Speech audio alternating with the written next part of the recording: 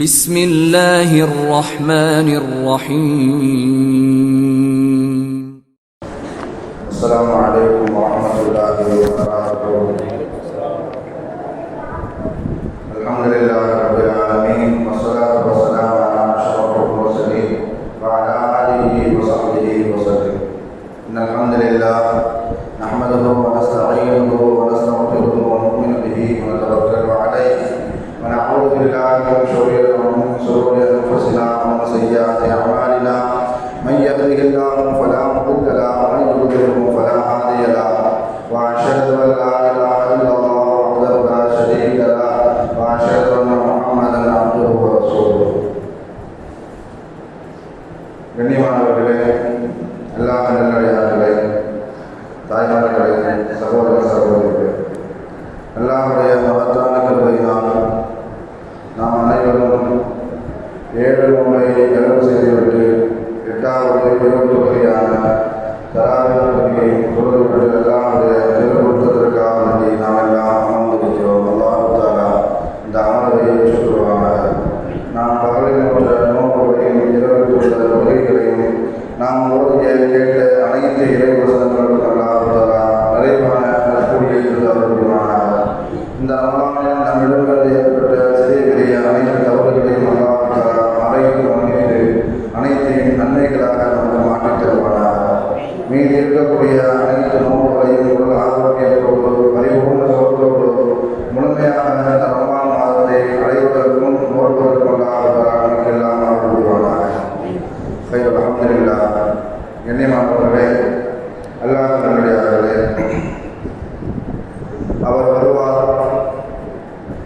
அவர் வந்த பிறகு அவருடைய ஆட்சி காலம்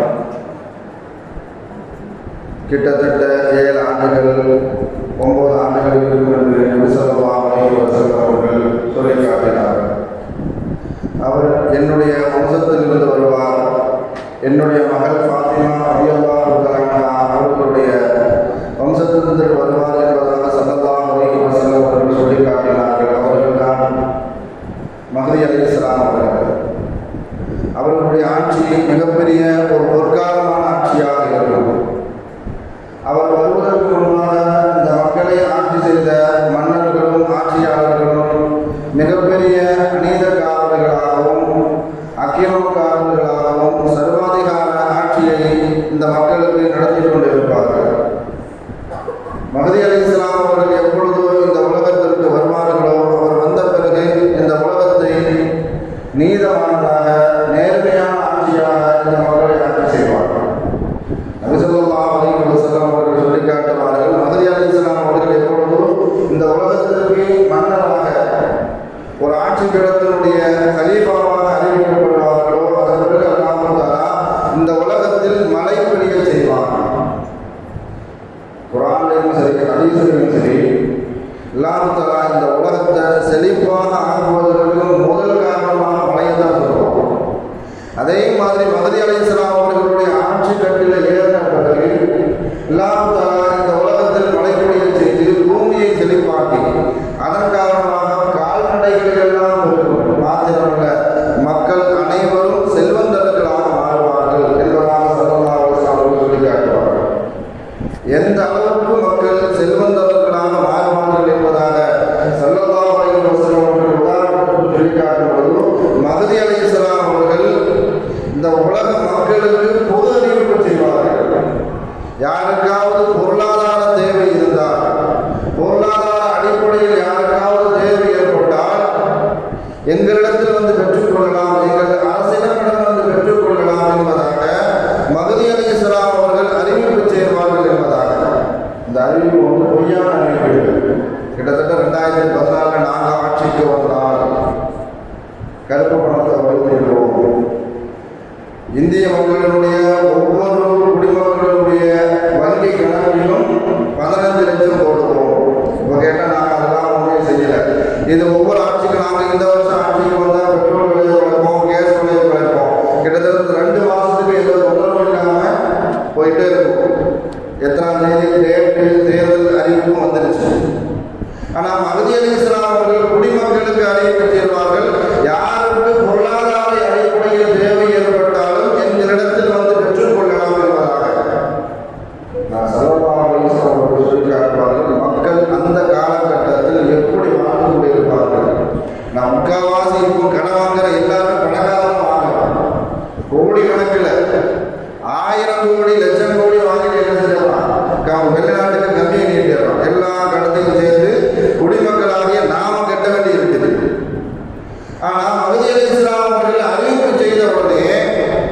எந்த மக்களும் மஹ்தி அலைஹிஸ்ஸலாத்துடைய அரசாங்கத்தை தேடி எனக்கு பொருளாதார தேவை இருக்கிறது என்பதாக யாரும் போய் நிற்க மாட்டாங்க. யாரும் போய் நிற்க மாட்டாங்கன்னு சொன்னா பொருளாதாரத்தில் அந்த அளவுக்கு தன்னறிவை பெற்றவர்களாக அவர்கள் மாறி இருப்பார்கள். அப்படின்னு ஒரே ஒரு மனிதர் போவார். ஸல்லல்லாஹு அலைஹி வஸல்லம் அவர்கள் சொல்லி காட்டினார்கள், ஒரு மனிதர் சென்று மஹ்தி அலைஹிஸ்ஸலாம் அவர்களிடத்தில் எனக்கு பொருளாதார தேவை இருக்கிறது என்பதாக போய் கேட்கும் பொழுதும் நிதி அமைச்சராக இருக்கக்கூடிய அந்த மனிதரிடம் இந்த மனிதனுக்கு என்ன தேவையோ அதை கொடுத்து அனுப்புங்கள் என்பதாக நிதி அமைச்சர் மஹ்தி அலைஹிஸ்ஸலாம் அவர்கள் பொறுப்பை சாட்டி விடுவார்கள். நிதி அமைச்சர் கசானா எங்கே இருக்குமோ, அரசாங்கத்தினுடைய பொருளாதாரம் எங்கு வைத்திருப்பார்களோ அங்கு சென்று வார்த்தையை கவனிக்கணும். எடுத்து விட்டு செல்லுங்கள் என்பதாக சொல்ல மாட்டார்கள், அள்ளி செல்லுங்கள் என்பதாக. உங்களுக்கு எவ்வளவு தேவையோ அனைத்தையும் நீங்கள் அள்ளி செல்லுங்கள் என்பதாக அந்த நிதி அமைச்சர் உதவி தேடி வந்த அந்த மனிதரிடம் சொல்லி அனுப்பும் பொழுதும் அவருக்கு தேவையானது எல்லாம் எடுத்துக்கொண்டு இருக்கக்கூடிய சமயத்தில் அவருடைய உள்ளத்துல ஒரு எண்ணம் ஏற்படும். முஹம்மது ஸல்லல்லாஹு அலைஹி வஸல்லம் அவர்களுடைய உம்மத்துல நாம் மிகப்பெரிய பேராசை பிடித்தவனாக மாறிவிட்டோமோ. மன்னர் அறிவிப்பு செய்தால் எந்த மனிதரும் தன்னுடைய தேவைக்காக வேண்டி இந்த கசானாவை இந்த அரசாங்கத்தை நாடவில்லை, நாம் மாத்திரம் இந்த கசானாவை இந்த நிதி அமைச்சரை நாடி பொருளாதாரத்தை கேட்பதற்காக வேண்டி வந்திருக்கின்றோமே, நாம் மிகப்பெரிய பேராசைப்பட்டவனாக ஆகிவிட்டோமோ என்று நினைத்து எடுத்த பொருளாதாரத்தை அப்படி வச்சு வெளியே வருவார். வெளியே வந்து நிதி அமைச்சர் சொல்லுவார், எனக்கு எந்த பொருளாதாரம் தேவையில்லை, நான் தெரியாமல் வந்துட்டேன் அப்படின்னு சொல்லுவாங்க. நிதி அமைச்சர் தெரிஞ்சு சொல்லுவாங்க, எங்க அரசாங்கத்தினுடைய ஒரு பழக்கம், பேங்க்ல எவ்வளவு போட்டிருந்தாலும் நாங்கள் எடுத்துக்கிறோம். பேங்க்ல எவ்வளவு போட்டிருந்தாலும் மக்கள்கிட்ட யார்கிட்டையும் கேட்க மாட்டோம். பணக்கார கனவாளி வச்சுட்டு வெளிநாட்டுக்கு போனாங்கன்னு சொன்னா உங்க பணத்தை எடுத்து நாங்கள் செலவு பண்ண ஆரம்பிச்சிருவோம் அப்படின்னு சொல்ல மாட்டாங்க. கொடுத்ததை திரும்ப பெறக்கூடிய பழக்கம் இந்த அரசாங்கத்திற்கு இல்லை. மஹ்தி அலைஹிஸ்ஸலாத்துடைய நிதி அமைச்சர் பொருளாதாரத்தை வாங்குவதற்காக வேண்டி வந்த அந்த மனிதரிடம் சொல்லி காட்டுவார், உங்களுக்கு எவ்வளவு தேவையோ அள்ளி செல்லுங்கள், கொடுத்ததை திரும்ப பெற மாட்டோம் என்பதாக நிதி அமைச்சர் சொல்லுவார் என்பதாக நபி ஸல்லல்லாஹு அலைஹி வஸல்லம் அவர்கள் சொல்லி காட்டுவார்கள். அன்னை ஆயிஷா ரலியல்லாஹு அன்ஹா அறிவிக்கிற ஒரு செய்தி, மஹ்தி அலைஹிஸ்ஸலாம் அவர்களுக்கு எந்த ஆபத்து ஏற்பட்டாலும் அல்லாஹ் நேரடியாக உதவி செய்வார். ஸல்லல்லாஹு அலைஹி வஸல்லம் அவர்கள் ஒரு நாள் இரவுல திரும்பி என்ன செய்யறாங்க, புரண்டு படுக்கிறாங்க, தூக்க வராங்க. ஆயிஷா ரலியல்லாஹு அன்ஹா அவர்கள் அருகாமையில் இருக்கிறார்கள். யா ரசூலல்லாஹ், நீங்கள் புரண்டு படுப்பதற்கு என்ன காரணம் என்பதாக கேட்கும்போது, எனக்கு பின்னாடி ஒரு காலத்தில் நடக்கக்கூடிய ஒரு காட்சியை பற்றி எனக்கு அறிவிப்பு செய்யப்பட்டது. குறைஷி குடும்பத்தை சேர்ந்த ஒருவர் தனக்கு ஆபத்து ஏற்பட்டதின் காரணத்தினால் காபாவில் தன்னுடைய ஆபத்தை உணர்ந்து தஞ்சம் புகுவார் என்பதாக பாதுகாப்பு தேடி காபால போய் ஒளிந்து கொள்வார். அவரை விரட்டி கொண்டு ஒரு படை வரும். அவர்தான் மஹ்தி அலைஹிஸ்ஸலாம் அவர்கள். மஹ்தி அலைஹிஸ்ஸலாம் அவர்களுக்கு எல்லாம் ஒரு ஆபத்து ஏற்படக்கூடிய சமயத்தில் அவர் காபால போய் தஞ்சம் புகுந்து கொள்வார். அவரை விரட்டி கொண்டு ஒரு படையினர் ஓடிக்கொண்டு வந்து இருப்பார்கள். ஸல்லல்லாஹு அலைஹி வஸல்லம் அவர்கள் சொல்லி காட்டுவார்கள், அந்த படையினரை அல்லாஹ் தஆலா பூமியில் சொல்லச் செய்து விடுவான் என்பதாக. இந்த பூமியில சொல்லச் செய்து விடுவது குர்ஆன்ல அல்லாஹ் தஆலா காரூனுடைய பொருளாதாரத்தை பற்றி சொல்லி காட்டுவான். காரூன் மிகப்பெரிய பணக்காரன்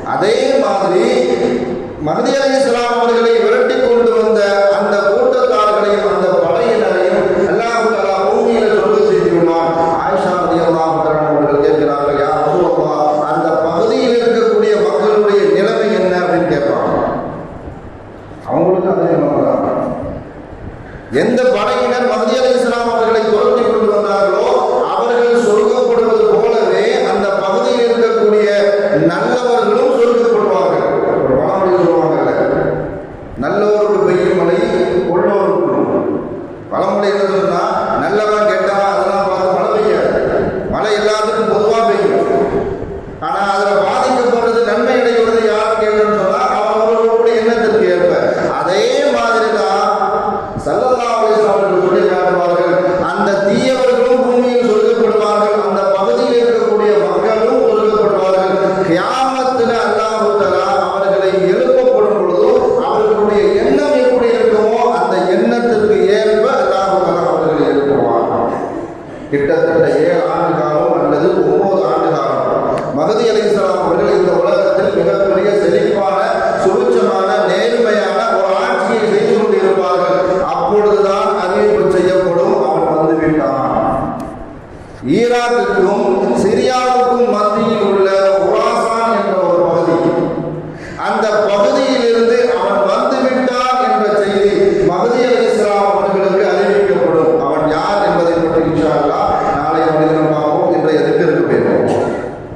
ஸல்லல்லாஹு அலைஹி வஸல்லம் அவர்கள் சொன்னதாக இம்ரான் இப்னு ஹஸன் ரலியல்லாஹு அன்ஹு அவர்கள் சொல்லி காட்டுவார்கள், எந்த ஒரு மனிதர் லா இலாஹ இல்லல்லாஹ் இந்த கலிமாவை யார் ஒரு சொல்வாங்க, அந்த மனிதருக்கு அல்லாஹ் தஆலா கொடுக்கக்கூடிய நன்மை உஹது மலை அளவுக்கு அல்லாஹ் தஆலா அவர்களுக்கு நன்மையை கொடுப்பான். இன்னொரு ஹதீஸ்ல ஸல்லல்லாஹு அலைஹி வஸல்லம் அவர்கள் சொல்லி காட்டுவார்கள், மன் கால லா இலாஹ இல்லல்லாஹ் தஹலல் ஜன்னah, யார் லா இலாஹ இல்லல்லாஹ் கலிமாவை சொல்வாரோ அவர் சொர்க்கத்திற்கு செல்வார் என்பதாக. இப்போ ஒரு தடவை நாம் லா இலாஹ இல்லல்லாஹ் கலிமா சொல்வது உஹது மலை அளவுக்கு அல்லாஹ் தஆலா நன்மையை தரான் அப்படின்னு சொன்னா, பொதுவாக ஒரு பொருளுடைய அளவை சொல்லும் பொழுது அதனுடைய பிரமாண்டம் என்ன என்பதாக நமக்கு தெரியும். உஹதுடைய மலையினுடைய உயரம் கிட்டத்தட்ட 1 கிலோமீட்டர் உயரம், அதனுடைய நீளம் மாத்திரம் கிட்டத்தட்ட 7.5 கிலோமீட்டர், 7.5 கிலோமீட்டர் அதனுடைய நீளம். ஒரு தடவை லா இலாஹ இல்லல்லாஹ் கலிமா சொல்வதினால் உஹது மலை அளவுக்கு அல்லாஹ் தஆலா நமக்கு நன்மையை தருகிறான் என்றார். நாம் சும்மா இருக்கிற நேரத்தில், சமைக்கிற நேரத்தில், தூங்குற நேரத்தில், தூக்கம் வராத நேரத்தில், நடந்து போகக்கூடிய நேரத்தில், மற்றவர்கள் நம்மிடத்தில் பேசக்கூடிய நேரத்தில் நாம நம்மளுடைய நாவை திக்ரை கொண்டு நடைந்து கொண்டே இருந்தால் அல்லாஹ் தஆலா உஹது மலை அளவுக்குண்டான பல உஹது மலையின் நன்மையை தருவதற்கு நம்ம தயாராக இருக்கிறோம். நான் உஹது மலையில் சொல்லி ஹதீஸ்ல நன்மையை பற்றி குறிப்பாக பொழுது கிட்டத்தட்ட ஸல்லல்லாஹு அலைஹி வஸல்லம் அவர்கள் ஜனாசா தொழுகைக்கு தான் குறிப்பாக்குவாங்க. யார் ஜனாசா தொழுகையை தொழுது விட்டு செல்வாரோ அவருக்கு ஒரு கீராத் நன்மை. ஸல்லல்லாஹு அலைஹி வஸல்லம் அவர்கிட்ட சஹாபாக்கள் கேட்கிறாங்க, யா ரசூலுல்லாஹ் கீராத்னா என்ன அப்படின்னு கேட்கிறாங்க. கீராத் என்றால் உஹது மலை அளவுக்கு நன்மை. அந்த இடத்துல பயன்படுத்திய அந்த வார்த்தையை ஸல்லல்லாஹு அலைஹி வஸல்லம் அவர்கள் லா இலாஹ இல்லல்லாஹ் கலிமாவை சொல்லக்கூடிய மனிதருக்கு அல்லாஹ் தஆலா உஹது மலை அளவுக்கு நன்மையை தருகிறான் என்றால், அதே மாதிரி லா இலாஹ இல்லல்லாஹ் கலிமா சொல்லும் பொழுது சொர்க்கம் செல்வார் என்றால் சும்மா உட்கார்ந்து சொல்றது இல்லை. மௌத்துடைய நேரத்தில் ஒரு மனிதனுடைய நாவில் லா இலாஹ இல்லல்லாஹ் கலிமா வருவது என்பது மிகப்பெரிய பாக்கியம். ஆனால் அது சும்மா ஒன்றும் வந்துடாது. நாம அடிக்கடி